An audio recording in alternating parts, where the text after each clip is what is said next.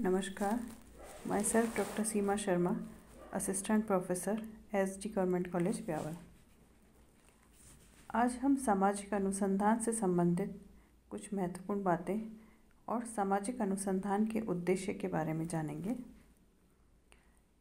सामाजिक अनुसंधान से प्राप्त निष्कर्ष नियोजक और प्रशासकों के लिए उपयोगी हो सकते हैं, लेकिन मूलतः सामाजिक अनुसंधान की प्रकृति समस्या का निदान ढूंढ निकालने के लिए नहीं है। सामाजिक अनुसंधान में निरीक्षण, परीक्षण, तथ्यों के संकलन, वर्गीकरण तथा सामान्यीकरण हेतु व्यवस्थित विधि को अपनाया जाता है, जिसे वैज्ञानिक पद्धति कहते हैं।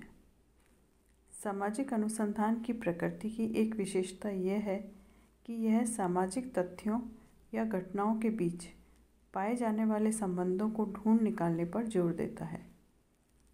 सामाजिक अनुसंधान की सहायता से सामाजिक जीवन व संगठनों पर नियंत्रण पाने का प्रयास किया जाता है।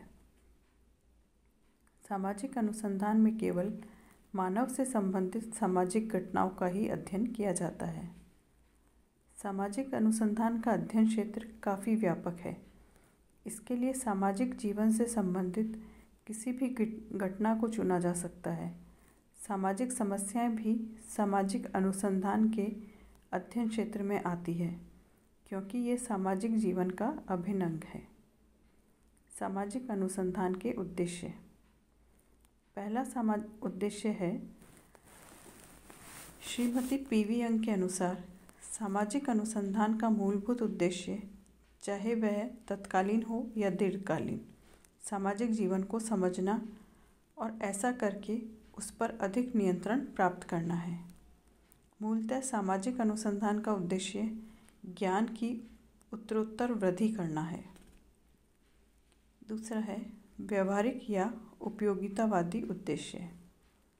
आज के औद्योगिक जटिल समाजों में अनेक व्याधिकीय समस्याएं उत्पन्न हुई है, जैसे अपराध, बाल अपराध, आत्महत्या, बेकारी, निर्धनता, वेश्यावृत्ति, मद्यपान, आतंकवाद आदि।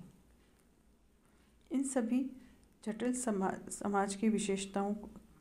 समाज की समस्याओं को समझने के लिए सामाजिक अनुसंधान का सहारा लिया जाता है।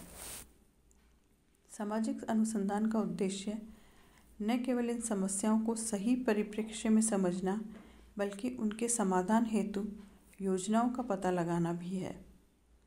श्रीमती पीवी यंग ने सामाजिक अनुसंधानों के उद्देश्यों पर प्रकाश डालते हुए ठीक ही लिखा है कि सामाजिक अनुसंधान सामाजिक जीवन के बारे में खोज, विश्लेषण एवं अमूर्तीकरण करने की एक वैज्ञानिक विधि है।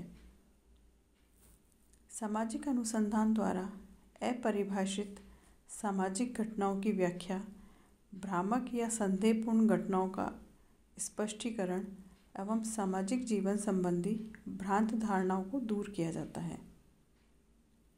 यहाँ हमें इस बात का ध्यान रखना है कि सामाजिक अनुसंधानकर्ता अपने को मूल्य निर्णयों से मुक्त रखे, तटस्थ नीति का पालन करे और यही नहीं बताना है कि क्या होना चाहिए या क्या नहीं होना चाहिए।